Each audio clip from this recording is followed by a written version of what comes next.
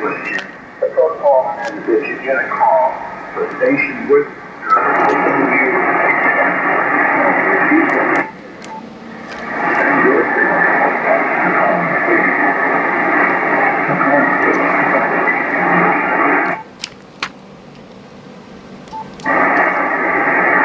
our valid signal report is between 21 and 59. We can relay call times and WAS numbers.